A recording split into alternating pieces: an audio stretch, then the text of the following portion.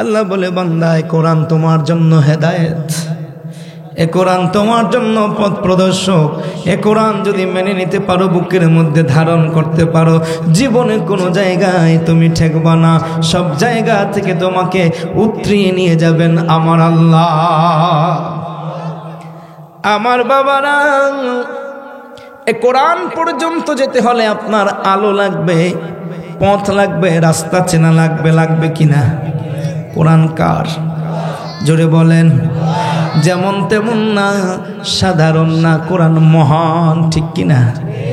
আমার আল্লাহ বলে লাউ আনজালনা হাদাল কুরআনা আলা জাবালিল লারাআইতাহু খাশিআম মুতাসাদ্দিআম মিন খাশিয়াতিল্লাহ।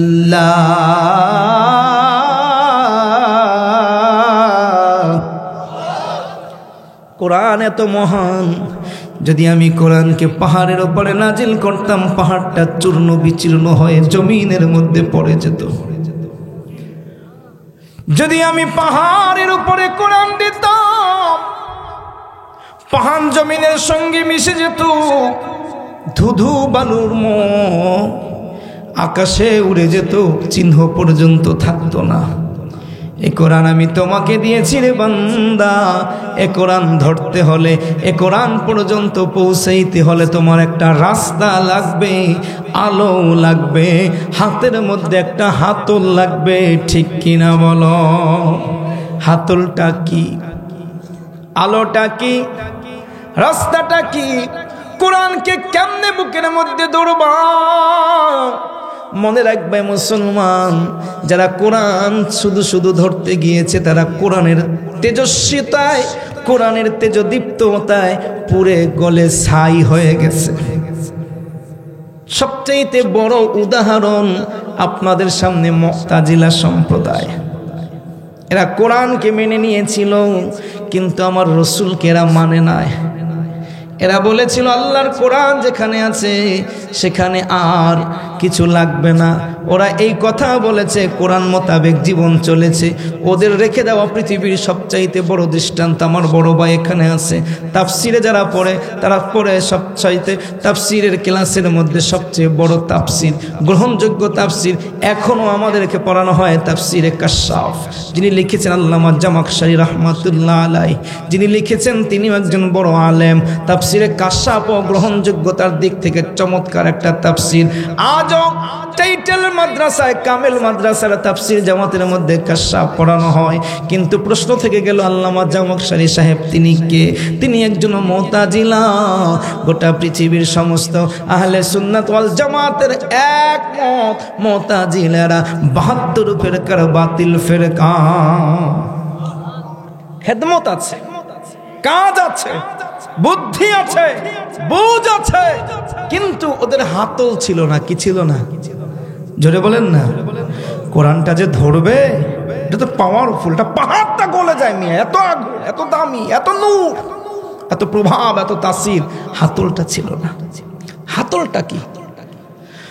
কদ জাআকুম মিনাল্লাহি নূরুন ওয়া কিতাবুম মুবিন।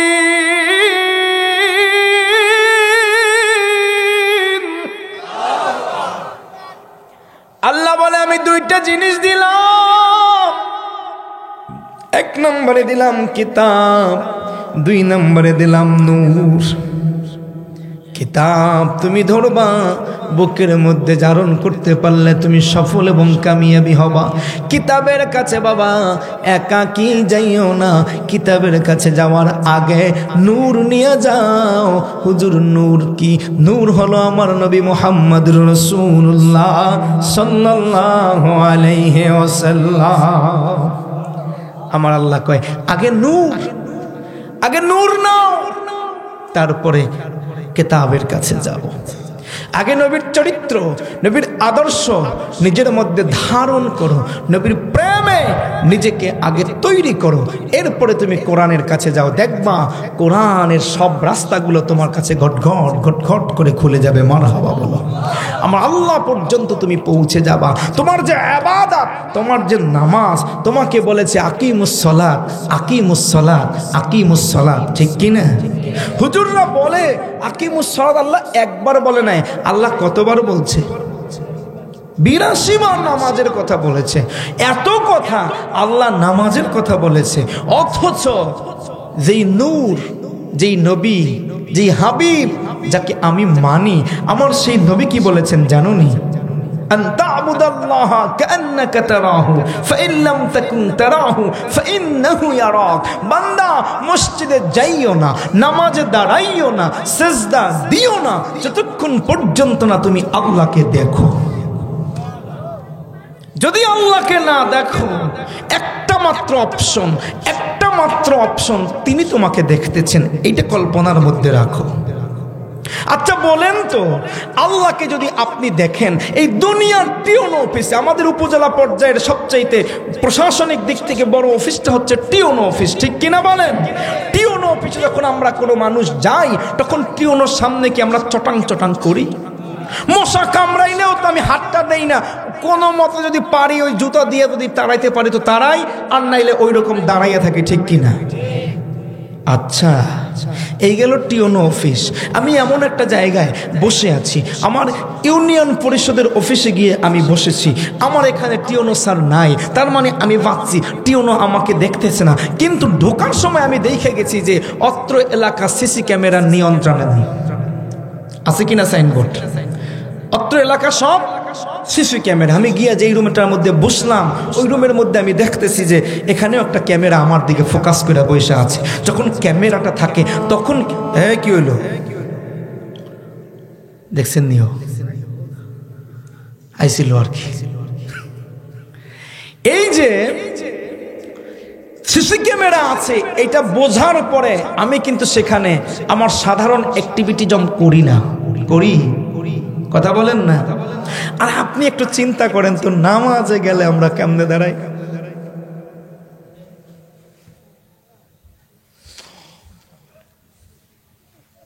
আছে কি না?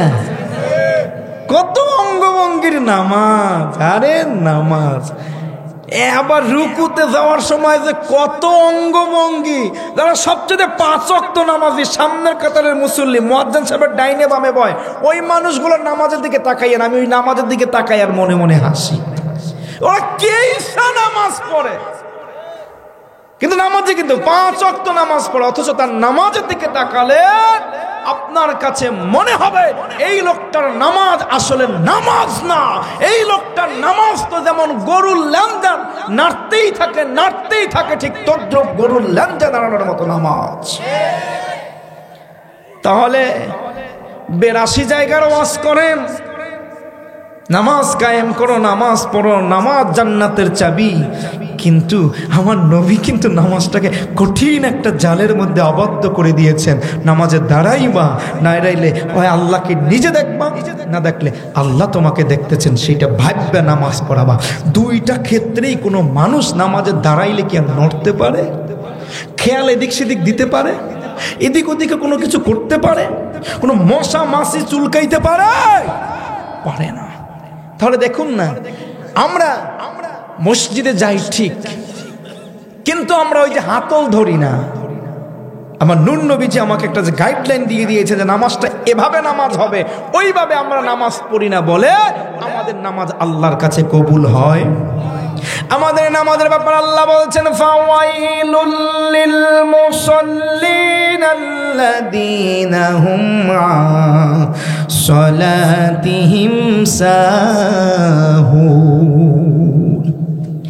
এই নামাজের জন্য ওয়াইল দোজক, এই নামাজের জন্য ওয়াইল দোজক, যেই নামাজি তার নামাজের ব্যাপারে উদাসীন, ঠিক কিনা? আমার ভাইরা, বন্ধুরা, বাবারা, যদি আপনি আমার নূর নবীকে মানতে পারতেন, নূর নবীর সুন্নাহ নিয়ে যদি আলোচনা করতেন, নবীর হাদিসের মধ্যে যদি ডুব দিতেন তাহলে আপনার জীবনের মধ্যে এমনটা ঘটতো না। আপনার ইবাদত সামান্য হতো, কিন্তু এই সামান্য ইবাদতটা আমার মালিক আল্লাহ পর্যন্ত পৌঁছার জন্য আপনার জন্য যথেষ্ট হয়ে যেত, ঠিক কিনা বলেন? এবার দেখা যায় বাবা গো, আমরা তো অনেকে এটা বুঝি না, না বুঝা পাপ করলে, না বুঝা ভুল করলে ক্ষমা আছে কি নাই? আরো জোরে বলেন, না বুঝা ভুল করলে ক্ষমা আছে রে।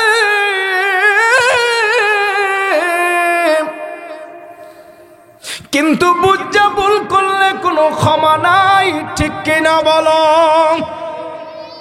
আমরা অনেকেই বুঝি না, তাই হয়তো আমাদের দ্বারা ছোট্ট ছোট্ট ভুলগুলো হয়ে যায়। আমি মনে করি, আশা রাখি আমার আল্লাহ ক্ষমা করে দিবেন, ঠিক কিনা? কিন্তু ইবলিস শয়তান বোঝে কি বোঝে না।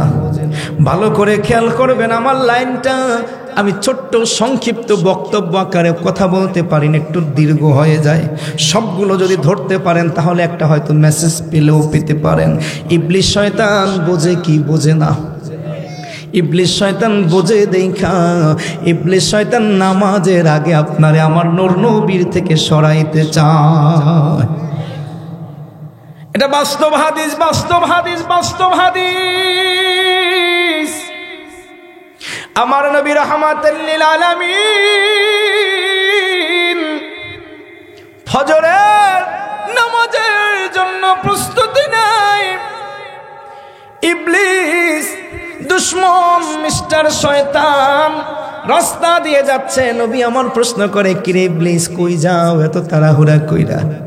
কয় হুজুর, আপনার সাহাবী ওমরের আমি নামাজের আজান হয়েছে তুল্লা দেওয়ার জন্য যাই। কি রে, ওমরের তুই নামাজে তুল্লা দিবি? ঘটনা কি? তুই না নামাজে মানুষকে আটকাও, তুই না ফজরের আজান হইলে মানুষের মধ্যে ঘুমের জাল ফালাও, আর আজকে কিতা কইলা? হুজুর আমার কাম তো ওইটাই, কিন্তু গতকালকে আমি এরকম একটা কাম করছিলাম হুজুর। আপনার ওমরের আমি নামাজের তাকবীরে উলা মাসবুক করাইতে পারছিলাম। ওরা তাকবীরে উলা ফৌত হয়ে গেছিল। তাকবীরে উলা ফৌত হয়ে যাওয়ার কারণে আপনার পিছনে নামাজ পড়ার পরে হুজুর আপনি তো বাসায় চলে গেছেন। মসজিদে বৈশা ওমর সারাটা দিন এত কান্দা কানছে, আল্লাহ ওর কান্দন দেখা ওর সারা জীবনের নামাজে যত ত্রুটি ফুটা ফাটা যা ছিল ছিটা ফোটা সব আল্লাহ ক্ষমা কইরা নেক দিয়ে পূর্ণ করে দিচ্ছে। হুজুর আমার তাকবীরে তাহরিমাটা ছুড়াইয়া আগে যা ছিল তাও এখন আমার হাত দিয়ে ছুটে গেছে। এই ভয়ে আজকে আবার ওমর কালকের ওই আরাম পাই আবার ঘুমাই থাকে কিনা এই ভয়ে আমি হারিয়ান ডাইকা দেওয়ার জন্য যাইতেছি। তাহলে দেখেন আপনি লাভবান হন, এটা ইবলিস শয়তান চায়। কথা কন না? এই জন্য দেখবেন একজন মানুষ যখন সত্যিকারের তাকওয়া নিয়ে নামাজে দাঁড়াইবে, আমার নূর নবীকে ভালোবেসে নবীর মহব্বত রেখে নামাজে দাঁড়াইবে, তখন মানুষটার সঙ্গে আমার আল্লাহর মেরাজ হয়ে যায়। ইবলিস শয়তান এটা চায় না। এই জন্য ইবলিসের কিছু চেলা চামুন্ডা আছে, ইবলিস নিজেও করে, আর ইবলিসের কিছু মুখপাত্র আছে, তারা স্টেজের মধ্যে বৈশা সুন্দর মাহফিলে হাজার জনতার সামনে দাঁড়াইয়া ইবলিসের কথাটাই মুখ দিয়ে বলে দেয়, নামাজের মধ্যে নবীর স্মরণ বেড়া বকরি গাদার স্মরণের চাইতেও খারাপ। আপনি বোঝেন নাই? ওরা ফতোয়া দেয় নামাজের মধ্যে নবীর স্মরণ এটা চতুষ্পদ পশু এর স্মরণের চাইতেও খারাপ। নাউজুবিল্লাহ। নামাজের মধ্যে নবীর স্মরণ আছে কি নাই, লাগবে কি নাই? যত বেশি নবী থাকবে তত বেশি দাম। যত বেশি নামাজের মধ্যে আমার নবী আছে তত বেশি তোমার দাম আছে। নামাজের মধ্যে নবী নাই, তোমার নামাজের কোনো দাম নাই। ঠিক কিনা বলো বন্ধুরে?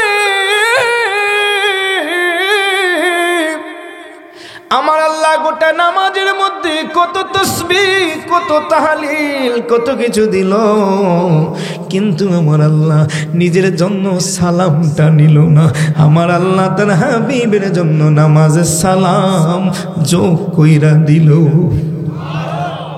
আসসালামু আলাইকা আইয়ুহান নবী। ও মুফতি, তুমি যে ফতোয়া দাও নামাজের মধ্যে নবীর স্মরণ করা যাবে না, আরে সলিমদ্দি কলিমদ্দি, এই যে আইয়ুহান নবী, হে রাসূল আপনাকে সালাম জানাই, ও নবী আপনাকে সালাম জানাই, সেই নবীটা তাহলে কে? আমার ভাইরা, নবী লাগবে কি লাগবে না? আরো জোরে বলেন, লাগবে কি লাগবে না?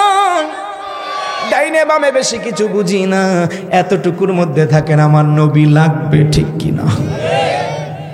গতকালকে আমি সিরাজগঞ্জ গিয়েছিলাম, ওখানকার একটা ছাত্র বুয়েটে পড়ছে, ওদের একজন টিচার ছিলেন, উনি মারা গেছেন কিছুদিন আগে, সাখাওয়াত স্যার। আমাকে ছেলেটা স্যারের স্মৃতিচারণ করে বলল যে শোনেন, উনি একজন কামেল মাদ্রাসার একজন বাংলা টিচার ছিলেন, উনি একজন আলেম ছিলেন, প্রভাষক ছিলেন। উনি মাঝে মধ্যে নাকি ওনার ছাত্রদেরকে বলতেন, রে ডাইনে বামে কিছু বোঝা লাগবে না, একটা আকীদা ঠিক করবা যে আমার নবী নূর। এটা ফরজ না, ওয়াজিব না, সুন্নাত না, মুস্তাহাব না, কিচ্ছু না, কিন্তু এই এক কথা যদি তোমার ভেতরে তুমি তৈরি করতে পারো, প্রতিষ্ঠা করতে পারো, তাহলে তোমার এই এক কথার বিনিময়ে তোমার নামাজে শান্তি পাবা, তোমার আমলে শান্তি পাবা, তোমার ভিতরে নবীর প্রেম আসবে, নবীর মহব্বত আসবে। নামাজের পরে মনোযোগ দিবা কি দিবা না, মিলাদ শরীফ পড়বা কি পড়বা না, শবে বরাত লাগবে কি লাগবে না, শবে কদরে নামাজ পড়বা কি পড়বা না, সব কিছু ফয়সালা তোমার এই এক কথায় চলে আসবে যে আমার নবী নূর। অথচ এটা কিচ্ছু না। দেখছেন নিয়ম? আসলে এই সত্য কথা আমার ভাইরা, বেশি ওয়াজের প্রয়োজন নাই, নিজের আকীদাটাকে মজবুত করে নেবেন, ইখলাসটাকে মজবুত করে নেবেন। যদি নিতে পারেন, ছোট্ট একটাকে আকীদা যদি বানাতে পারেন, আপনার গোটা দুনিয়াটা আমার আল্লাহ ঠিক করে দিবে। ওই পন্থের মধ্যে চলতে পারবেন, মারহাবা বলে। ওয়াজ লাগে না, ওয়াজ তো দেশে বহু হয়, ঠিক কিনা? আরে ওয়াজ, আমরা ওয়াজ কম করি, প্রতিদিন তো ওয়াজ করতেছি, কিন্তু আমাদের ওয়াজে মানুষ হেদায়েত হয় না। আমার হুজুর কেবলা বর্তমান আমির হিজবুল্লাহ শাহ আবু নসর নেসারউদ্দিন আহমদ হোসাইন, অনেকে তার বক্তব্য শুনেছেন, অনেকে শুনেন নাই। আমার হুজুর কেবলার একটা কথা সবসময় মাঝে মধ্যে তিনি বলে থাকেন, ওয়াজ দিয়ে মানুষ হেদায়েত হয় না, মানুষ হেদায়েত হয় আমলে, ঠিক কিনা? আমার মরহুম হুজুর কেবলা আজকে 33 বছর আমাদেরকে নেতৃত্ব দিয়ে আজকে তিনি সারসিনা শরীফের মাজার শরীফে শুয়ে আছেন। হুজুর কি অনেক বেশি ওয়াজ করতে পারতেন? অনেক সুর, অনেক জমানো, অনেক চেতানো, অনেক কাঁদানো, অনেক লাফানো, অনেক মাতানো ওয়াজ হুজুর করতেন জীবনে? করতেন না। কিছু গদবাঙ্গা কথা ছিল, ওই কথাগুলোই বলতেন।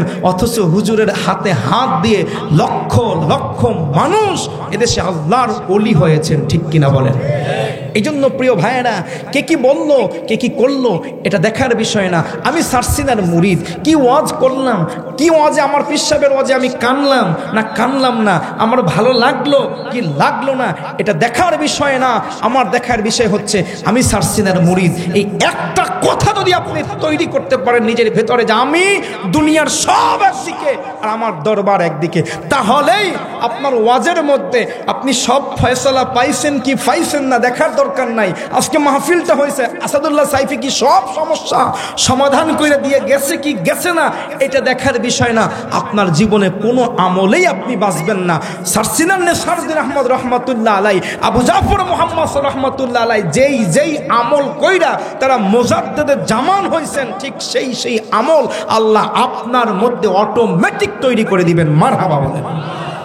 কি ঠিক করতে হবে? কি আমি সারসিনার মুরিদ, বোঝেন নাই? আপনাকে ঠিক করতে হবে যে আমি সারসিনার মুরিদ, আপাদ মস্তক। ওয়াজ হইল কি হইল না, এলেম আমার মধ্যে আছে কি নাই দেখার দরকার নাই। আপনার পরিপূর্ণ আমলের জিন্দেগিটা হবে মুজাদ্দিদে জামান শাহ মোহাম্মদ মুহিবুল্লাহর আমলের মতো। মারহাবা বলেন। এটা হচ্ছে সূত্র। আপনি একটা ঠিক করেন, বাকি সব ঠিক হয়ে যাবে। আপনি একটা সেটিংস ঠিক করে নেন, বাকি সব অটোমেটিক ঠিক হয়ে যাবে।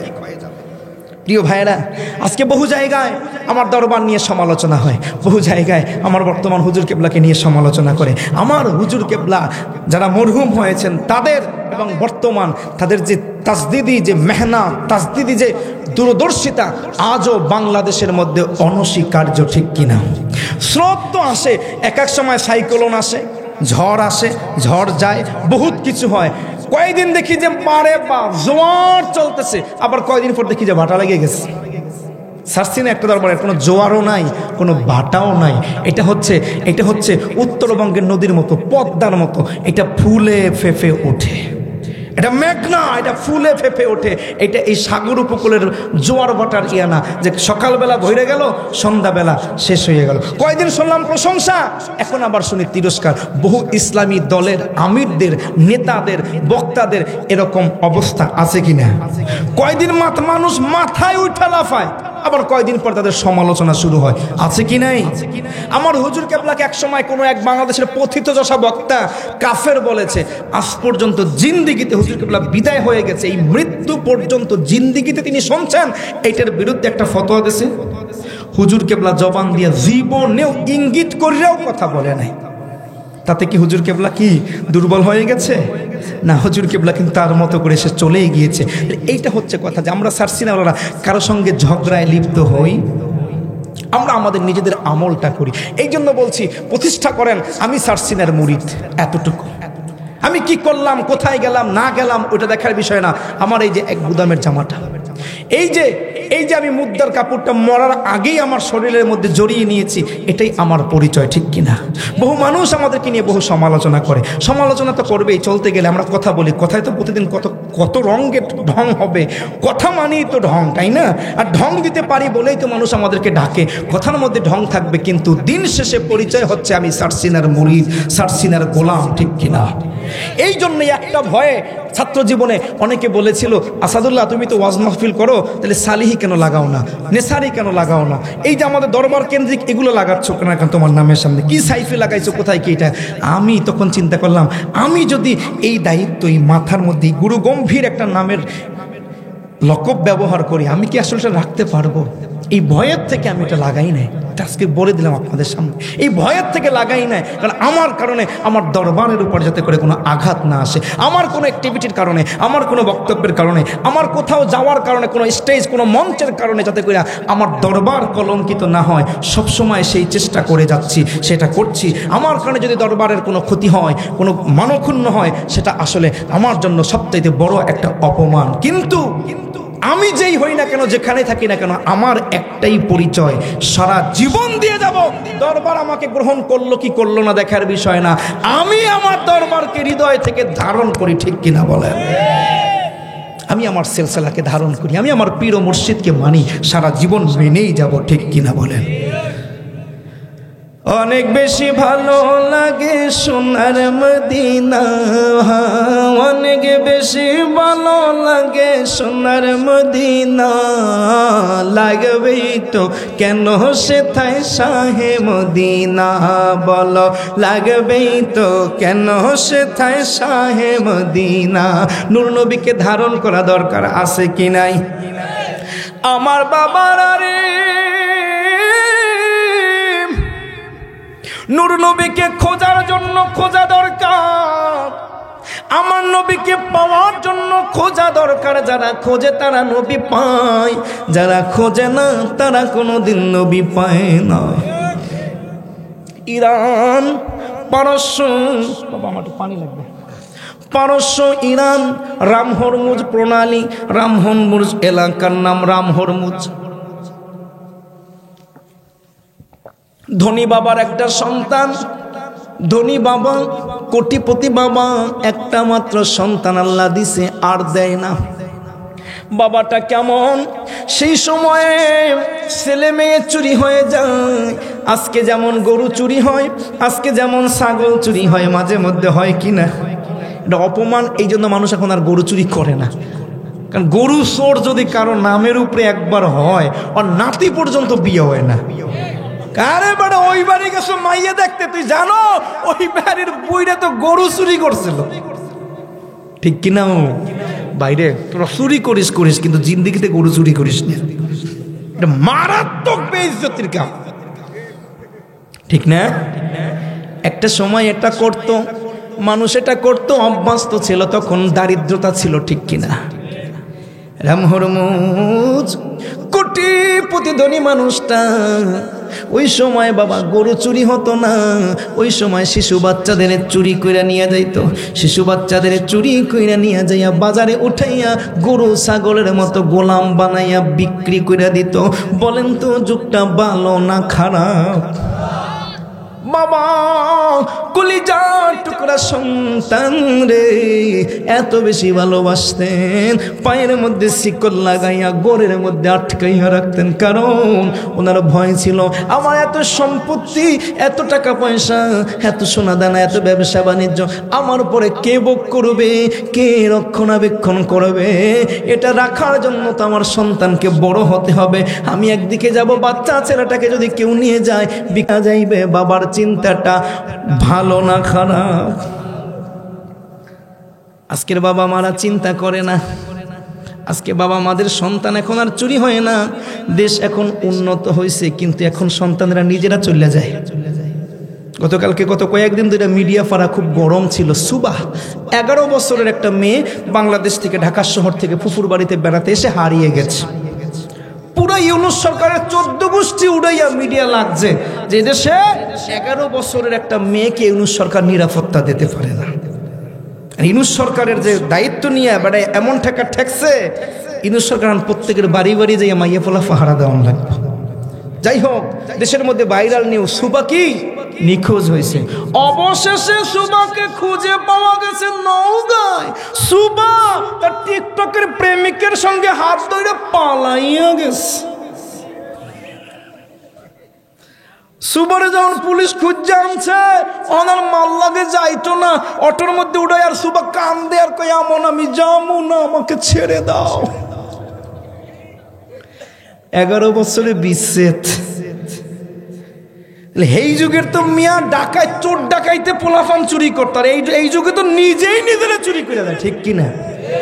কি বোঝেন? 11 বছরের একটা মাইয়া, ও মার কথা বুঝলো না, বাবার কথা বুঝলো না। 11 বছর বয়সে তো মনে আমরা বাপের কাছ থেকে বাইরে যাইয়া ঘুমাইতেই পারতাম না, অন্য খাটেই তো ঘুমাইতে পারতাম না। অথচ এই মেয়ের কি সাহস, সে কোথায় আবার জিগায় পুলিশে, সাংবাদিকরা এই ছেলের সাথে পরিচয় কেমন কয়? টিকটকে। পরিচয় কোথায়? আসেনি তো আইডি, আসেনি পোলাপান। আরে তোরা কি আর পোলাপান বেড়ে, এরকম যদি মাইয়া নামাইতে না পারস ঘর দিয়ে, তাহলে কি আর টিকটক চালাস? এখন থেকে প্রত্যেকের ইচ্ছা মতো শুরু করবি, দেখাইয়া দেবে বেটা বাংলাদেশের মধ্যে যে আমরা টিকটক চালাই। যুগ কি সেইটা ভালো ছিল নাকি এইটা ভালো? ওইটা তো মানছে নিতে, মানুষটাকে মনে বুঝ দেওয়া যেতে যে আমার বাচ্চা নিয়ে গেছে চুরি করে, এখন আমার বাচ্চা নিজে চলে যায়। মায়ের কথা, বাবার কথা, পরিবারের কথা, দুনিয়ার কথা চিন্তা করে না। কত খারাপ একটা যুগের মধ্যে চলে আসছি আমরা, ঠিক কিনা? বাবা সন্তানকে শিকল দিয়ে বন্দি রাখে, বাবা অগ্নি পূজক, আগুন পূজা করে। আগুনের পূজা করার সময় সন্তানকে নিয়ে আগুনের সামনে দাঁড় করায়, পূজা করায়। ছেলে কিচ্ছু বোঝে না, কিন্তু বাবার সঙ্গে ধর্মকর্মে খুব মনোযোগ দেয়। মাঝে মধ্যে বাবার সঙ্গে বাহিরে ঘুরতে বেড়ায়।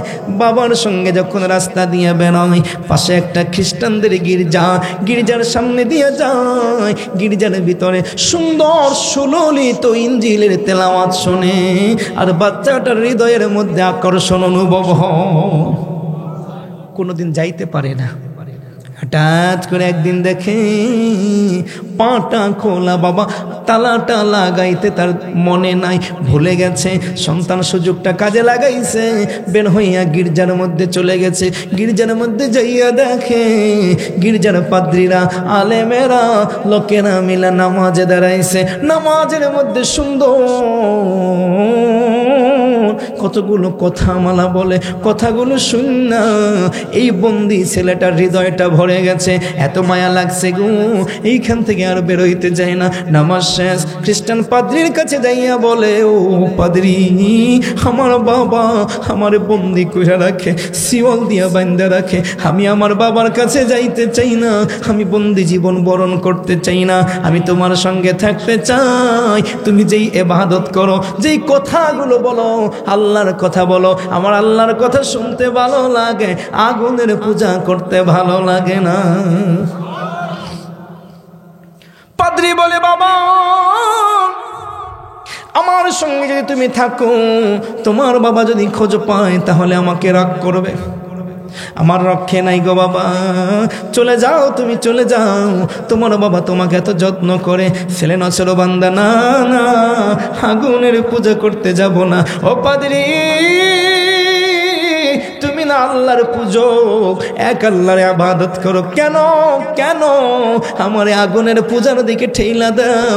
আমার আগুন পূজায় ঠেইলা দিও না, আমার তোমার সঙ্গে রাইখা দাও। ছেলে যাবে না নছর বান্দা। পাদ্রী চিন্তা করে, এখানে তো রাখা যাবে না। এবার পাদ্রী বলে, তবে শোনো, তোমাকে এখানে না, তোমাকে এখান থেকে দূরে পাহাড়ের অপর পাশে আমার চাইতেও দামি কিছু আবেদ আল্লাহওয়ালা বুজুর্গ আছে, তাদের সঙ্গে রেখে আসবো, চলো আমার সঙ্গে। পাহাড় পাড়াইয়া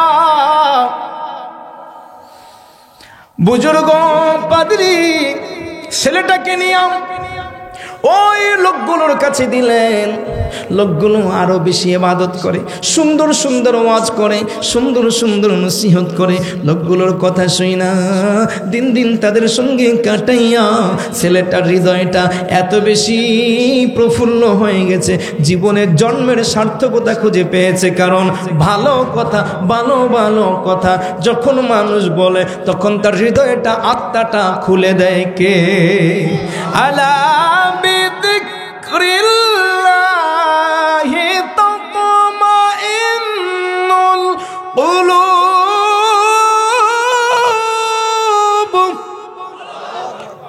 আমার আল্লাহ বলে, শোনো, আল্লাহর জিকিরে তোমার হৃদয়ের প্রশান্তি আছে, হৃদয়ের সান্ত্বনা আছে, হৃদয়ের প্রশান্তি আছে।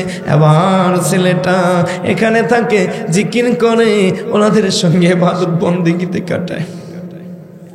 ছেলে দেখে এই মানুষগুলো রোজা রাখে, সকাল থেকে সন্ধ্যা পর্যন্ত না খেয়ে থাকে, রোজা রাখে, রাতের বেলা ইবাদত করে। ছেলেটাও শুরু করলো রোজা রাখা।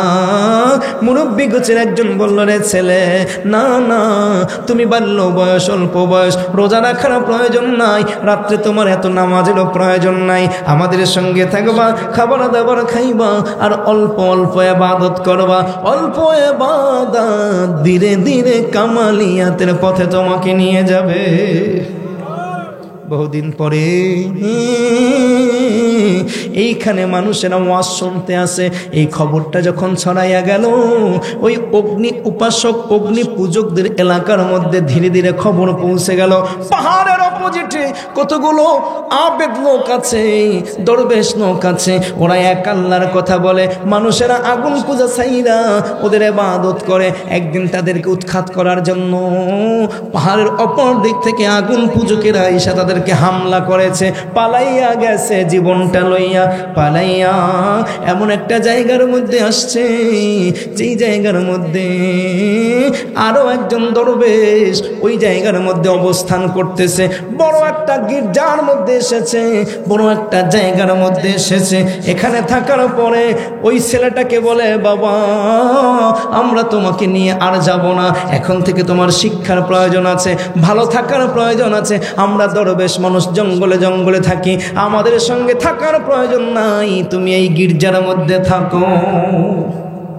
ছেলেটাকে গির্জার মধ্যে রেখে গেলেন। গির্জার মধ্যে যিনি গির্জার প্রধান যাজক, প্রধান পুরোহিত, তার কাছে রেখে গেলেন। ছেলে দেখতেছে, আগের আমি যাগো লগে ছিলাম এটা তো খুব ভালো মানুষ ছিল, আল্লাহওয়ালা বুজুর্গ ছিল, আর এখন যে হুজুরের লগে আছি, এ হুজুর দেখি পেট পূজারি হুজুর। গির্জার মধ্যে তো দান আসে, খয়রাত আসে, টাকা আসে, পয়সা আছে, সব খালি হুজুরের পেটের মধ্যে নেয়। হুজুর এগুলো বিক্রি করে, হুজুর এগুলো স্বার্থ সিদ্ধি করে। হুজুর এখানে কোনো এবাদত নাই, আমল নাই। সামনে ভাব ধরে উনি বিরাট বড় বুজুর্গ, আসলে উনি কিচ্ছু না, উনি শুধুমাত্র এখান থেকে ধান্দা কামায়। এই দৃশ্যটা ছেলেটা দেখার পরে ছেলেটা ওই এলাকার যারা গণ্যমান্য আছে, ধর্মীয় মানুষ আছে, তাদেরকে তিনি একে একে জানালেন যে, শোনেন, আপনারা যে গির্জায় আসেন, হাদিয়া তোহফা দেন, দান সদকা দেন, এইগুলো তো আসলে সত্যিকারের কাজে লাগে না, জনসেবামূলক কাজে লাগে না। এগুলো তো আমাদের পাদ্রী সাহেব সব নিজের পেটে আর নিজের জন্য এগুলো নিয়ে যায়। এই খবরটা যখন গ্রামবাসী শুনলো তখন তারা পাদ্রীকে বরখাস্ত করলো, পাদ্রীকে তাড়াইয়া দিল, আর একজন পাদ্রীকে তার জায়গায় স্থলাভিষিক্ত করলো। এই পাদ্রী আল্লাহর ওয়ালা বুজুর্গ, মাশাআল্লাহ বলেন। এবার ছেলে ওনার খেদমতে থাকতেছেন, ইবাদত বন্দেগী করতেছেন। ইবাদত করতে করতে করতে করতে এই ছেলের বয়স 30 বছর হয়ে গেছে। কত বছর? 30 বছরের যুবক গির্জার মধ্যে কাটায়, ইবাদত বন্দেগীতে কাটায়, বাবার খবর নাই। আরে বাবা কত পাগল ছিল, নিজের সন্তানের অগ্নি পূজক বানাইবে, কিন্তু না রে না ভাই, হেদায়েত যার মধ্যে আল্লাহ ঢুকাইয়া দেয়, শত শিকল দিয়া, সম্পত্তি দিয়া, ভালোবাসা দিয়া তারে বান্দা রাখা যায় না। হেদায়েতের টান আছে কিনা বলো? আমার আল্লাহ কয় না রে না, ধনির দুলাল ধনের মধ্যে থাকবে না, বন্দী হইয়া শিকলে আটকাইতে পারবে না, আগুনের পূজা তারে আটকাইতে পারবে না। আমি আল্লাহ তারে কবুল করছি গো, সে আমার দ্বীনের জন্য, কোরআনের জন্য, নবীর জন্য খৈরুল উমুর হবে, একজন দামি মানুষ হবে, তার নাম হবে সালমান ফারসি। কি নাম? জোরে বলেন। বয়স কত এখন? আরো জোরে। দরবেশ যিনি যাজক অসুস্থ হয়ে গেছেন, দুর্বল হয়ে গেছেন, জীর্ণ শীর্ণ হয়ে গেছেন, মৃত্যুর সময় ঘনিয়ে এসেছে। ডেকে বলে, হুজুর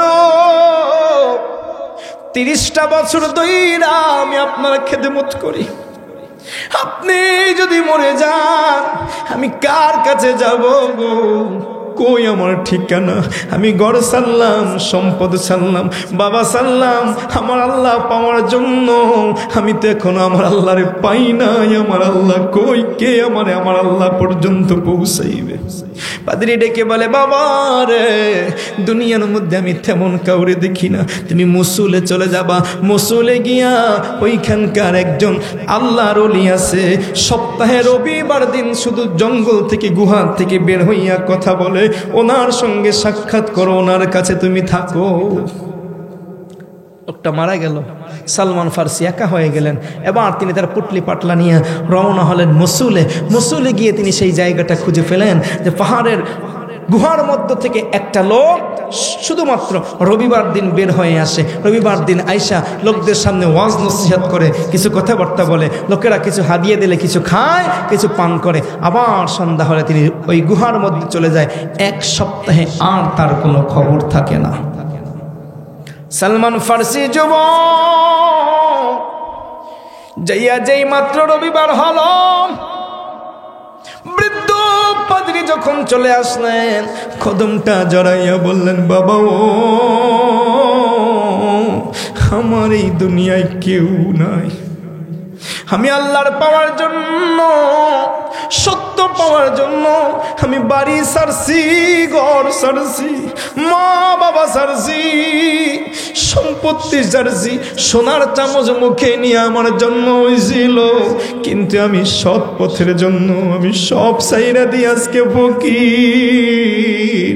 আমার গুরু তোমার কাছে আসতে বলছে, তুমি তো চলে যাও, কেউ তোমার সঙ্গে যায় না, আমারে যদি সঙ্গে লইয়া না যাও, আমার যাওয়ার কোনো জায়গা নাই। তোমায় না দেখিলে পরাণ আমার বাঁচে না রে, দেখা দাও, দেখা দাও মোরে, দেখা দাও, দেখা দাও।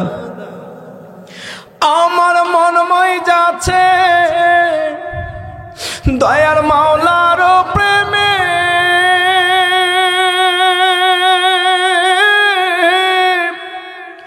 আহার নিদ্রা লয় না মনেতে। ঠিক কিনা বলো? মাওলার প্রেম যার ভিতরে আছে ওর আর কিচ্ছু ভালো লাগে। আরে মনময় যাচ্ছে গেছে দয়ালের প্রেমে,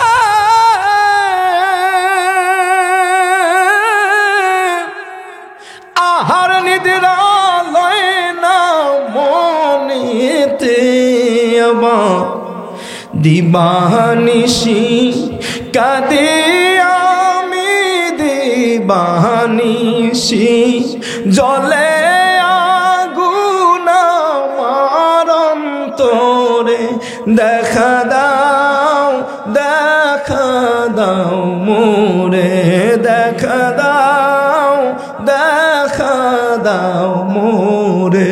দেখতে মনে চাই কিনা আরো জোরে বলেন। এই জন্য তো কত গজল আমরা দক্ষিণবঙ্গে গাই, আমার দয়া মওলা রে,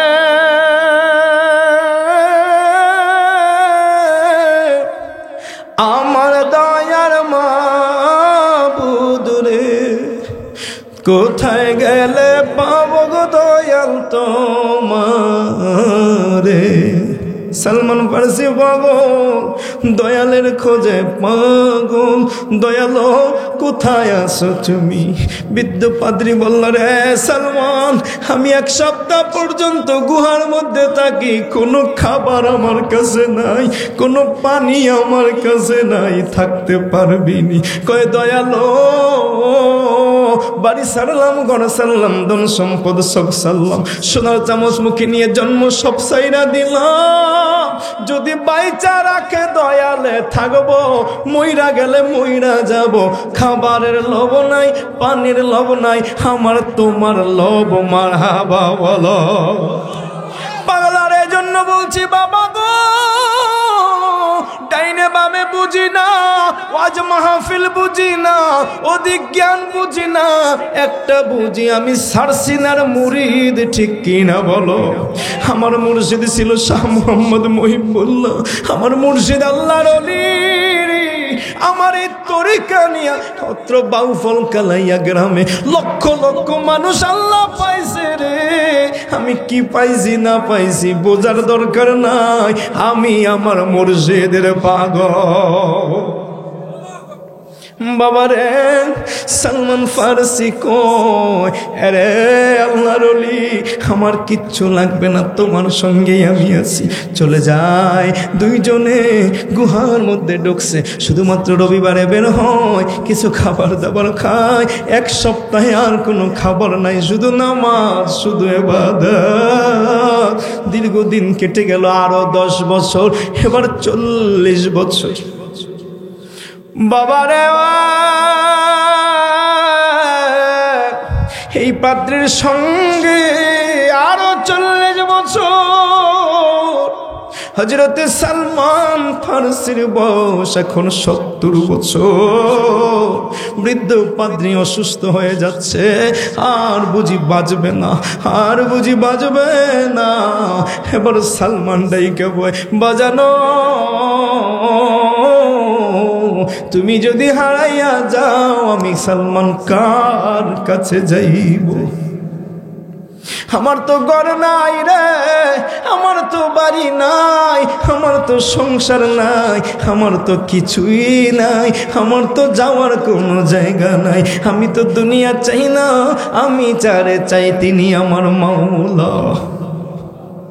পাদ্রী ডেকে বলে, সালমান রে, আমি গোটা দুনিয়ার মধ্যে কোথাও দেখি না তুমি সালমানের শিষ্যত্ব দিবে, দুনিয়ায় এমন কেউ নাই। সালমান একজন মহামানবের আগমনের আশায় আমি সারাটা জীবন কাটাইছি রে। উনি এখনো আসছে সম্ভবত, কিন্তু আমি জানি না আসলে কোন জায়গায় আসছে। আমার শরীর জীর্ণ শীর্ণ, আমি খুঁজতেও পারি না। সালমান রে, তোমার কাছে বইলা যায়, 3টা আলামত দেখা ওই মানুষটারে খুঁজা নিবা। তিনি যেমন তেমন না, তিনি আল্লাহর নবী। 1 নম্বর আলামত, সালমান রে, তিনি যেই দেশে আগমন করবেন সেই দেশে খুব বেশি খেজুর গাছ থাকবে। 2 নম্বর আলামত, সালমান রে, ওই মানুষটা কোনোদিন সদকার মাল খায় না, হাদিয়া ছাড়া। সদকা খায় না, তিনি হাদিয়া খায়। সালমানের এই দুইটা যদি মিলা যায়, 3 নাম্বারটা না মিলাইয়া তার কাছে নিজের প্রকাশ করিস না। হুজুর বলেন আমার কাছে 3 নাম্বারটা কি? সালমান রে ইনাইয়া বিনাইয়া চলে বলে কৌশলে, যে কোনো ভাবে তার পৃষ্ঠ মুবারক দেখবি মহারা নবুয়াত জল জল জল জল করে গো। ওই খতমে নবুয়াত দেখা তার হাতে হাত দিয়া কলমা পড়া মুসলমান হবি। সালমান বৃদ্ধ মানুষ, উস্তাদ মরে গেছে, দাফন দিয়া গুহা থেকে বের হইয়া কোথায় যাইবে, যাওয়ার জায়গা নাই। কে জানে কোথায় খেজুর গাছ, পৃথিবীর কোন প্রান্তে কোন খেজুর গাছ। ভূগোল নিয়ে তো পড়াশোনা হয় নাই, দিন দুনিয়ার খবর তো জানে না, শুধু জানে আমার মাওলা কোথায়। মাওলার প্রেম জানে, মাওলারে খোঁজার জন্য 70টা বছর এমন কইরা কইরা কাটাইছে, এখনো মাওলারে পায় না। আরে আমার কালাইয়ার বাবা, মাওলা পাইতে চাও, 2 দিন নামাজ পড়াই বড় আবেদ হইতে চাও, বড় বড় কথার জ্বালায় আর রাস্তাঘাটে টেকন যায় না। আরে বাবা 70 বছর সপ্তাহে শুধুমাত্র 1 দিন খাবার খাইছে, সারা 7 দিনে আর কোনো খাবার না খাইয়া এমন ভাবে ইবাদত বন্দেগীতে কাটাইয়াও এখনো মাওলার পরিচয় পায় না। আর তুমি ভাবো কেমন কইরা 2-3 দিন তো তবলিগের সিল্লায় যাইয়া বড় আমির সাহেব হইয়া যাও, পীরের বাড়ি যাইয়া বড় মুফতি হইয়া যাও, আবার কত কোন সলিমুদ্দিন আছে ইউটিউবে ভিডিও দেখে দেখে দুনিয়ার শ্রেষ্ঠ বক্তা আছে কিনা। সালমান বাজারের মধ্যে চলে আসছে, ডাকাত সালমানকে একা দেখা আটক কইরা কাফেলার মধ্যে নিয়া গোলামের বাজারে বিক্রিতে উঠাইছে। একজন ইহুদি ব্যবসায়ী ব্যবসা করার জন্য এই দেশে এসেছে, এবার তাকে অল্প দিরহামে কিনা নিয়া নিজের গোড়ার পিঠে উঠাইয়া নিজের দেশে নিয়ে চলছে। সালমান যত সামনে আগায় মরুভূমি মরুভূমি মরুভূমি, ধীরে ধীরে সালমান দেখে হায় হায় ডানে বামে অসংখ্য খেজুর গাছ, যতই ভিতরে ঢোকে ততই খেজুর গাছ বেড়ে যায়, যতই ভিতরে ঢোকে ততই খেজুর গাছ বেড়ে যায়। সালমান কয় আল্লাহ রে, গোলামের রশি পরাইয়া বুঝি তুমি তোমার বন্ধুর সঙ্গে আমারে দেখা করাইব। সালমানের মালিক ডাইকে বলে, সালমান রে আমি তুমি বৃদ্ধ মানুষ, বড় কোনো কাজ দিব না, আমার অনেকগুলো খেজুর বাগান আছে রে, খেজুর বাগানের তুমি পাহারাদারের দায়িত্ব পালন করবা। আমি জানি বুইড়া মানুষের ঘুম কম হয়, রাতের বেলা এরা বেশি একটা ঘুমায় না, ঠিক কিনা? ইয়ং পোলাপানের অনেক বেশি ঘুম থাকে, বুড়া মানুষের ঘুম থাকে না, ঘুমাইলেও কানটা সজাগ থাকে, একটা পাতা পড়লেও ওরা জায়গা ওঠে, ঠিক কিনা বলো? সালমানের জায়গা থাকবা, বাগান পাহারা দিবা। সালমান বাগানের মধ্যে ঘুরে আর নবী নবী বইলা কান্দে, নবী নবী বলে, আর কত কাল আমি কাঁদব,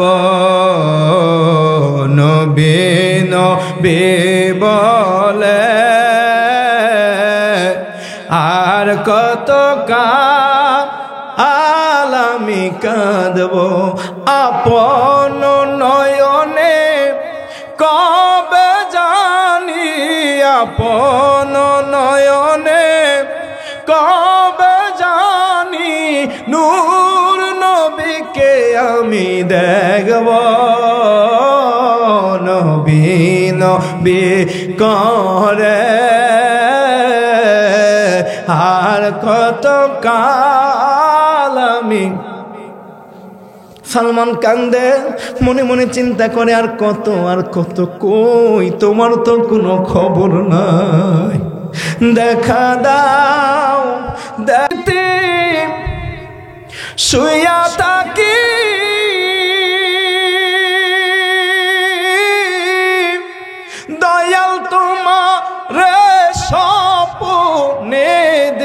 দেখি আবার জায়গা দেখি সবই মিছে, তুমি নাই পাশে, দেখা দাও দেখা দাও মোরে, দেখা দাও দেখা দাও মোরে। মনে দুঃখ থাকলে গান বাইসা আসে কি আসে না? সালমান গুনগুন কইরা গান গায়, কিন্তু না রে, খেজুর বাগান পাইছে, বাকি দুইটা তো পায় না, কোনো সারা শব্দ হয় না। হঠাৎ কইরা দেখে মালিকের ছেলে বন্ধুরে নিয়া খেজুর বাগানের একটা বড় খেজুর গাছের নিচে বসছে, খেজুর খায়। আর এক বন্ধু আর এক বন্ধুরে কয়, মদিনার খবর জানোনি? মদিনায় নাকি একজন নবী আসছে। বৃদ্ধ সালমান শরীরে কারেন্টের শক লাগা গেছে, লাফ দিয়া উঠছে। কয় কি বুঝতে দেয় না, যুবকদের পাশে আইসা দাঁড়ায়, ওদের কথা দূর থেকে শোনার চেষ্টা করে। যুবকরা হাসাহাসি করে, এই মদিনায় আমরা ইহুদিরা থাকতে এত বড় বড় আলেম আছে, এখানে আমাদের আব্দুল্লাহ ইবনে সালাম আছে, এখানে আমাদের উবাই ইবনে খালফ আছে, এত বড় বড় নেতা থাকতে কে আবার এখানে নবী হয়ে আসবে? কিসের নবী? ওরা এরকম কথা বলে। সালমানের আর মানে না গো, আমি এই খেজুর বাগানে থাকবো না, আমার নবী লাগবে, নবী সারা আমি একটা মুহূর্ত থাকবো না। সন্ধ্যাবেলা মনিবের কাছ থেকে ছুটি লইয়া কিছু খেজুরের ব্যাগ লইয়া মদিনার দিকে রওনা হয়েছে। মদিনায় যাইয়া ও মদিনাবাসী, ও শহরের লোকজন, মদিনায় নাকি একজন নবী আইছে, তোমরা জানো নি? মদিনায় কে নবী? আমার একটু নবীর কাছে নিবানি? লোকেরা বলে, হ্যাঁ হ্যাঁ, নতুন একজন নবী আসছে, তিনি ওই যে আবু আইয়ুব আনসারীর বাড়ির মধ্যে আছে। হযরতে সালমান আমার নবী রাহমাতাল লিল আলামিনের প্রবীণ সাহাবী। হযরতে সালমান যেই না মাত্র আবু আইয়ুব আনসারীর দরজা দিয়া আমার নবীর দিকে তাকায় রে, সালমান তাকাইয়া দেখে পূর্ণিমার চাঁদটা যেন সালমানের সামনে বইসায় আছে। বন্ধুরা, আমার নবী সুন্দর, আমার নবীর সৌন্দর্যের সামনে ইউসুফ নবীর সৌন্দর্য কিছুই না। মারহাবা বলো। লোকে বলে ইউসুফ নবী বড় সুন্দর ছিল, বলে কিনা? ভুল কথা, ভুল কথা। ইউসুফ নবী এত সুন্দর ছিল না, ইউসুফ নবীর চাইতেও সুন্দর ছিল আমার বাবা হযরতে আদম আলাইহিস সালাম। ইউসুফ নবী 2 নাম্বার সুন্দর। আবার এই যেই 2 নাম্বার, ওই যে রং নাম্বার 2 নাম্বার, ওইটা না, মানে ফার্স্ট অ্যান্ড সেকেন্ড, ওইটা। আবার 2 নাম্বার অন্য একটা আছে না, তোমরা ওইটা ভাববো না। তিনি সেকেন্ড ক্লাস সুন্দর, সবচাইতে সুন্দর ছিলেন বাবা আদম আলাইহিস সালাম। আর আদম নবীর চাইতেও সুন্দর ছিল আমার নবী রাহমাতাল লিল আলামিন। মারহাবা বলো। এই ওয়াজ তো কোনোদিন শোনো না, আজীবন শুনছো যে ইউসুফ নবী সুন্দর ছিল, ঠিক কি না? আদম নবী কেন সুন্দর ছিল হুজুর কেমনে বললেন?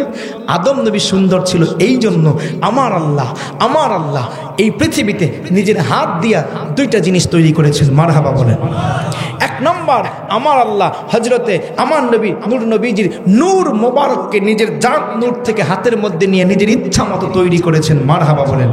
2 নম্বর, আমার আল্লাহ হযরতে আদমকে ফেরেশতাদেরকে দিয়ে মাটি দিয়ে বানাইয়া জান্নাতে ফালাইয়া রাখছে। এরপরে আদমের এই চেহারার মধ্যে আমার আল্লাহ নিজের হাত মোবারক ছোঁয়াইয়া দিচ্ছে। এই জন্য 1 নম্বরে আল্লাহ যে গোটা দেহটা আমার নূর নবীর নিজের হাতে বানাইছে, ওইটা সুন্দর হইব নাকি আর একটা সুন্দর হইব? 2 নম্বর, বাবা আদমের চেহারার মধ্যে যে আল্লাহ হাত মোবারক, কুদরতি হাত মোবারক লাগাইয়ে যে চেহারাটা এত বানাইয়ে দিছে। আজকে বাংলাদেশে 18 কোটি মানুষ, গোটা পৃথিবী 700 কোটি মানুষ, একজন মানুষের সঙ্গে কি আর একজনের চেহারা মিলে? এই আদম থেকে শুরু করে কিয়ামত পর্যন্ত যত মানুষ আসবে মিলবে? আরে মিয়া, চেহারা তো দূরের কথা, এই যে আঙ্গুরের ছাপ, এটাকে কি বলে? এটাকে তোমরা আবার এইটা বুঝছো, বরিশালের তো আবার এইটা বোঝে। এটা এইটা না, এটা হলো লাইক। আর আগে বলতাম এইটা, অন ফেসবুক আওয়ার পর ও এইটা, ভেরি গুড। এটা হলো ফিঙ্গার, এটাকে বায়োমেট্রিক বলা হয়। এই সাপ, এই যে সাপটা, গোটা পৃথিবীতে কোনো মানুষের সঙ্গে এই সাপ মিলে না। শুধু তাই নয়, একজন মানুষের সৃষ্টির প্রথম যে শরীরের মধ্যে একদম শুরু, কোষ বিভাজন করতে করতে যেটাকে বলা হয় ডিএনএ, এই ডিএনএ একজন মানুষের ডিএনএ এর সঙ্গে আর একজন মানুষের ডিএনএ মিলে না। এই জন্য এটা কেন হলো? এই জন্য যে এই আদম সুরতটা সৃষ্টি করেছেন কে? জোরে বলেন না। সৃষ্টি কইরা তিনি চ্যালেঞ্জ দেয়, লাকাদ খালাকনাল ইনসানা ফি আহসানি তাকওয়িম।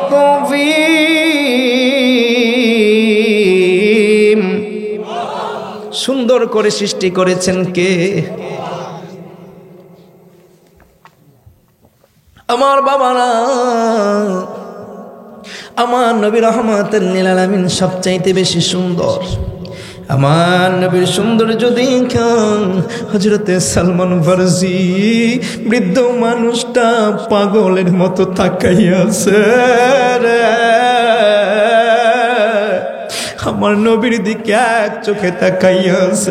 আমার নবী সালমানের চেনে কি চেনে না?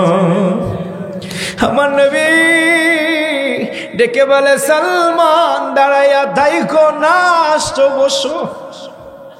সালমানের কান দিয়া ওই নূর মুবারকের আওয়াজ যেই না মাত্র কানে গেল, সালমানের হুঁশ ফিরে আসছে, আয়েশা নবীর সামনে বসছে গো। কতগুলো খেজুর আমার নবীর সামনে দিয়ে বলে, ও রাহমাতুল লিল আলামিন, আপনি নবী আমাদের মদিনায় আগমন করছেন, আমার কাছে কিছু সদকার খেজুর আছে, নেন আপনি খান। আরে সালমান, আমি নবী সদকার কোনো মাল খাই না। বিবি জুলেখা ডেকে বলে, ইউসুফ নবীকে দেখে হাত কাটিল মহিলারা, টের পাইল না, বাবা পাইল না। মা আয়েশা ডেকে কয়, নূর নবী যদি দেখা হয়। মা আয়েশা ডেকে কয়, নূর নবী যদি দেখা হয়, কলিজা কাটলেও টের পাবি না, বাবা পাবি না। হাদিসে পাকের ঘোষণা। মারহাবা বলো। সালমান বসে আছে, নবীর চেহারা দেখে, জবানের কথা শোনে। ওই রাত্রে তিনি চলে আসছে। এত সুন্দর চেহারা না দেখা কি থাকা যায়? কথা কয় না। একবার দেখছে, আবার দেখতে মনে চায়, কিন্তু সালমান তো বাড়িতে চলে আসছে। রাতে আর ঘুম আসে না, বারবার খালি ওই চেহারার কথা মনে আসে। আমি এই দেখিলাম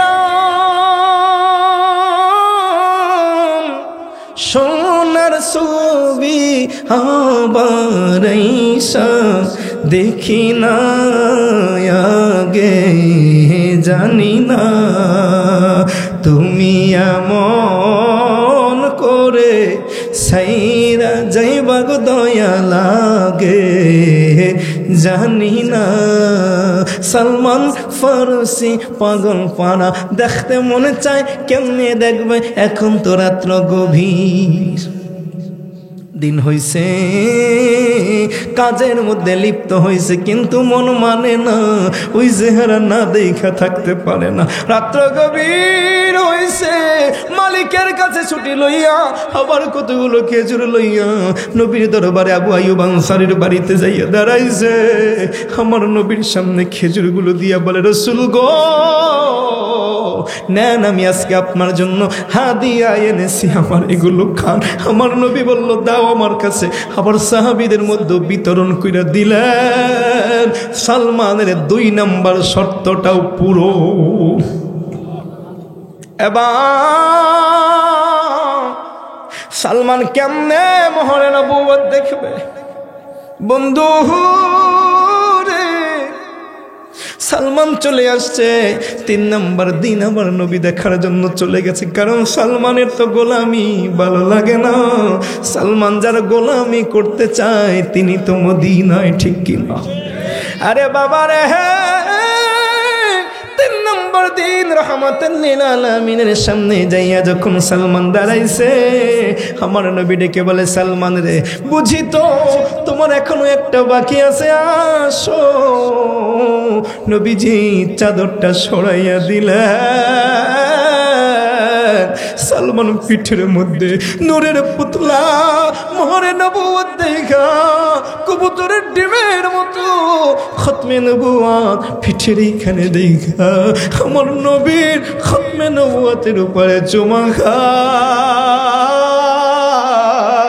আর চোখের পানি জড়াইয়া বলে, এই রত্ন পাওয়ার জন্য আমি ঘর ছাড়ছি, বাড়ি ছাড়ছি, আমার জীবন যৌবন সব খোয়াইছি, আজকে বৃদ্ধ বয়সে আইসা পাইছি রে, এই কদম আমি আর ছাড়ব না। সালমান কান্দে, নবী গো এই কদম থেকে আমার ফিরাইয়েন না, এই কদম থেকে আমার আর সরাইয়েন না। ও নবী, এই কদম পর্যন্ত আসতে আমার জীবনটা তুলা তুলা হইয়া গেছে। আমার নবী ডেকে বলে, সালমান রে, ধৈর্য ধরলে মানুষ সফল হয়, কষ্ট না করলে বাবা আসলটা পাওয়া যায় না। সালমান রে, দুঃখ করো না, তোমার আর গোলামি করা লাগবে না। তুমি আজ গিয়া তোমার মনিবের প্রস্তাব দাও, তোমার মনিব কিসের বিনিময়ে তোমারে মুক্তি করে দিবে। সালমান বাড়িতে আসছে, মনিব আমি মুক্তি চাই, আমারে মুক্তি করে দিবেন। হঠাৎ করে এমন কেন হলো? আমি দেখছি গত 3 দিন ধরে তুমি মদিনায় যাচ্ছ, বুঝেছি রে মুহাম্মদের পাল্লায় বুঝি পড়েছ। আরে বুড়া মানুষ, তোরে মুক্তির জন্য আমি 300 খেজুর গাছ চাই। 300 খেজুরের দানা লাগাবি, গাছ হইবে, ফল হইবে। যেই দিন 300 গাছে ফল হইবে ওই দিনে মুক্তি পাবি। সহজ না কঠিন? মুক্তি দিবে না, কত বড় জাহেল, কত বড় জালিম, ওর কপালে হেদায়েত নাই। আর সালমান, আমার আল্লাহ হেদায়েত লিখছে, কেমন করে হেদায়েত পাইয়া যায়? সংক্ষেপ করে বলি বাবা, আর দীর্ঘ করব না, রাত্র গভীর হয়ে যাচ্ছে গো বাবা। হযরতে সালমান ফারসি রাহমাতুল লিল আলামিনের কাছে এসে বলে, নবী গো এমন করে আমারে বলছে। আমার নবী বলে, সাহাবীরা রে, আমার সালমানের গোলামি আমি একদিনের জন্য সহ্য করতে পারি না। সাহাবীরা রে, কে আসো, আমারে 300 খেজুর গাছ দিবি রে, আমার খেজুর গাছ চাই, খেজুর গাছ চাই। একটা খেজুরের বিনিময় আমি তোর জন্য একটা জান্নাত দিয়া দিব রে সাহাবী। সবাই বাড়ির দিকে দৌড়ায়, যার যতগুলো খেজুর গাছ ছিল গো, খেজুর গাছ নিয়ে আমার নবীর সামনে আসছে। সালমান এসে মনিবের প্রস্তাব দেয়, মনিব বাগান দেখাইয়া দেন, মনিব বাগান দেখাইয়া দেয় রে। আমার নবী রাহমাতুল লিল আলামিন বাগানের মধ্যে যাইয়া, খোলা জমিনের মধ্যে যাইয়া সাহাবীদের বলে, 300 গর্ত করো। 300 গর্ত কমপ্লিট। খেজুর চারা সাহাবীরা নিয়া গর্তের সামনে সামনে হাতে দাঁড়াইয়া রয়েছে। আমার নবী রাহমাতুল লিল আলামিন নির্দেশ দিছে, রে সাহাবীরা গর্ত কইরা দাঁড়াবি, কেউ কোনো খেজুরের গানা বুঝবি না, আমি নবী বলবো। আমার নবী লাইন দইরা দইরা এক একটা চারা নিয়া নিয়া গর্তের মধ্যে ছাড়ে, আর সাহাবীদের নির্দেশ দেয়, পিছনে তাকাবি না। হযরত ওমর একটা খেজুরের গাছ নিজের কৌতূহল বশত নিজে বইনা দিছে। নবী বাগান কমপ্লিট, লাগানো কমপ্লিট, পিছনে তাকাইয়া দেখে গোটা বাগানটা গাছে পূর্ণ। প্রতিটা গাছে থোকায় থোকায় পাকা খেজুর ঝুলতেছে। কত বড় কুখ্যাত হেদায়েত যার কপালে নাই। ইহুদি মালিক এটা দেখার পরে হয় গুনতে গেছে কয়টা গাছ কয়টা গাছ। এত বড় কুদরাত ঘটে গেল, দানা লাগাইছে খেজুর গাছ হয়ে গেছে, সেইটার দিকে খেয়াল নাই।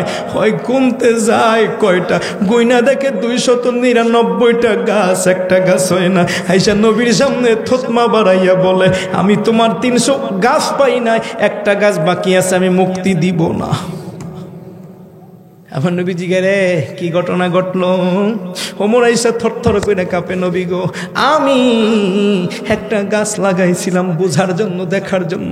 আমার নবীর টান দিয়া উঠাইয়া ওই জায়গায় নিজে হাতে আর একটা গাছ লাগাইয়া দিছে। সালমানের লইয়া মদিনায় আমার নবীর বাড়িতে চইলাইছে। আরে আমার বাবারা, নবী লাগবে কি লাগবে না? আরো জোরে বলো, লাগবে কি লাগবে না? নবী যদি পাইয়া যাও, দুনিয়া পাবা, আখিরাত পাবা, আমার আল্লাহ পাবা, ঠিক কিনা বলো? ও কালাইয়ার বাবা অত কিছু বুঝি না, ডাইনে বামে বুঝি না। আমি যদি নবী পেয়ে যাই, আমার সব কিছু হয়ে যাবে। দুনিয়ায় একদিকে, আমার রহমাতুল লিল আলামিন একদিকে, ঠিক কিনা বলো? নবী খোঁজো, এরা যুবক ভাই, নবী চেনো, নবী চেনো, নবী মানো, নবী মানো। আমার নবী যেখানে আমরা সেখানে, নবীর সুন্নাত যেখানে আমরা সেখানে, নবী বিদ্বেষ যেখানে, নবীর প্রতি বেয়াদবি যেখানে, ওইখানে কোনোদিন আশিকে রাসূল আল্লাহর গোলাম থাকতে পারে? আমি তোমার প্রেমের ভিখারি ইয়া রাসূলুল্লাহ, আমি তোমার প্রেমের ভিখারি, বলো না আমি তোমার প্রেমের ভিখারি ইয়া রাসূলুল্লাহ, আমি তোমার,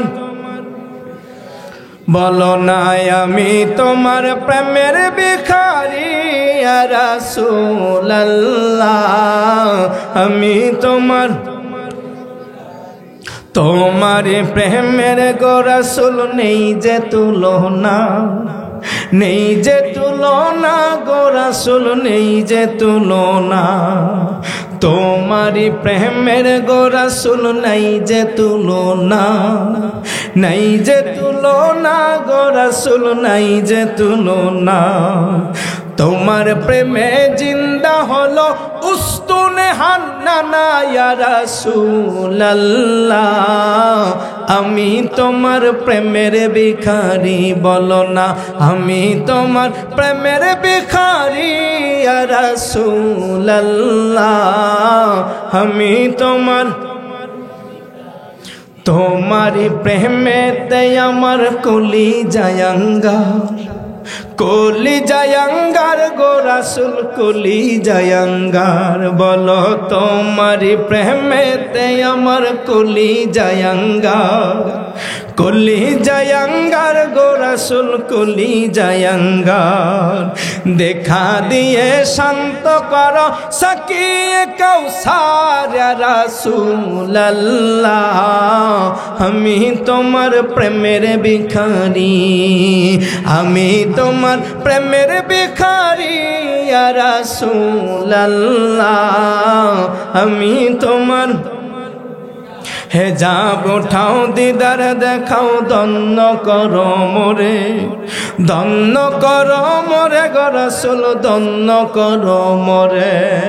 হেজাব উঠাও দিদার দেখাও, ধন্য করো মোরে, ধন্য করো মোরে গো রাসূল, ধন্য করো মোরে।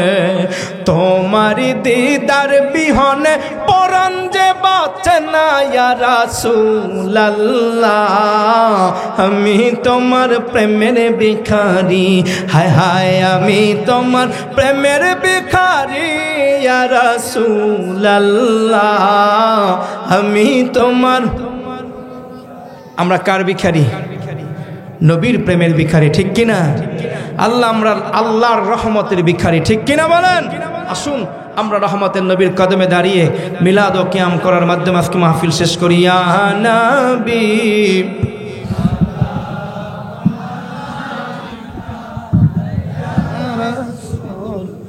সালামু আলাইকা ইয়া হাবিব, সালামু আলাইকা সালাতুল্লাহ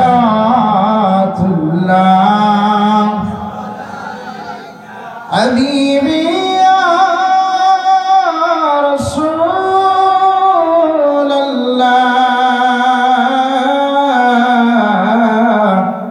ওয়া ইয়া হাবিবাল্লাহ।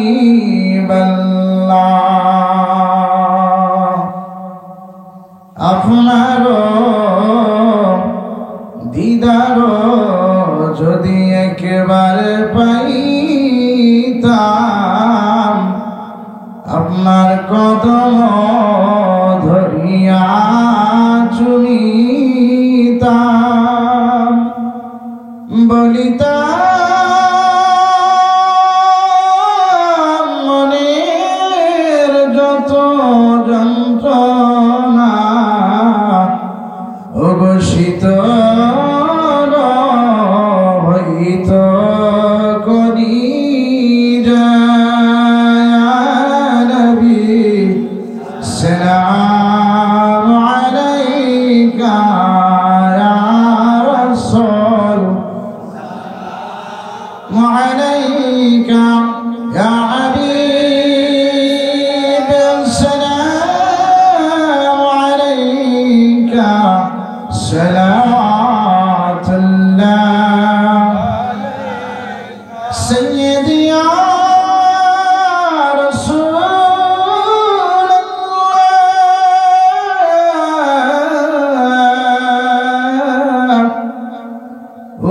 উম্মতের দরদি নবীজি আমার, ওয়া ইয়া